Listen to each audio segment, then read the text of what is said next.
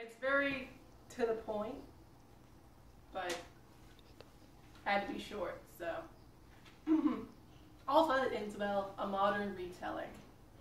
Once upon a time, in a city not far away, there lived a wealthy widow. Her husband had owned a bank called Rosilian's Bank. Brigham.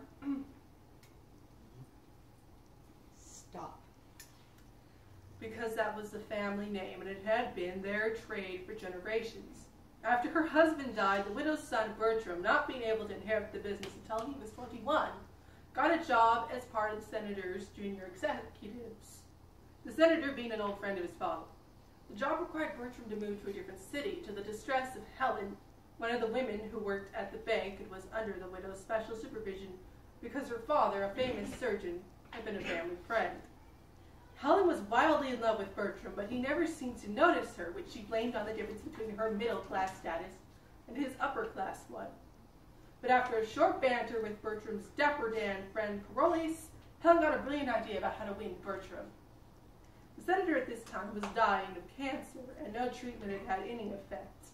Helen, after getting permission to take leave of absence from the widow, traveled to the senator's house and offered her assistance with a treatment tried by her father that had worked in other cases and was simple enough for even an untrained person to implement.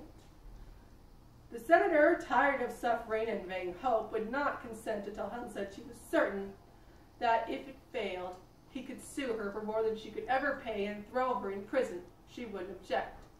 Her confidence finally won him over, and the treatment succeeded. Yay! In return for this, the senator had promised Helen she could pick any single man under him to marry her, and he would do all in his power to make sure they agreed. This was Helen's plan. And when it came time to choose, she pretended to hesitate, then picked Bertram. Bertram would not have her at first, and Helen began to back off, but then the senator told Bertram he would be fired and evicted, senator of the apartment he stayed at, if he did not comply. Bertram at once pretended to have a change of heart, and he and Helen went to his justice of the peace straightway and were married. But, burning with indignation, Bertram ran away to join the military, egged on by Parolles, who didn't like Helen or marriage. Helen was sent a nasty email that informed her that until she could get a wedding ring on Bertram's finger and show him proof that she was pregnant with his child, he would never be her husband, and never would he allow her to meet these demands. Distraught, Helen decided to go and become a teacher. 8 months later, Helen had to take her class on a field trip to the military base. While she was there, she saw Bertram and Parolles doing a drill. Bertram had risen in honor as a soldier, but word of him leaving his wife had gotten out and few people respected him. 3 women at the base told Helen that Bertram had been making advances on the youngest of them, Diana, but she had turned him down knowing he was married. Helen, instead of getting angry, got an idea. She told the 3 women who she was and devised a plan so that she might replace Diana and thereby trick Bertram into meeting his demands. While they were carrying this out, Parolles was proved to have slandered his friends online in hopes of getting the attention of his own misconducts in training. Disgusted, his friends dropped him and he was sent home. Rumor also got out that in an unfortunate fire at her school, Helen had died, though it was really a clerical error.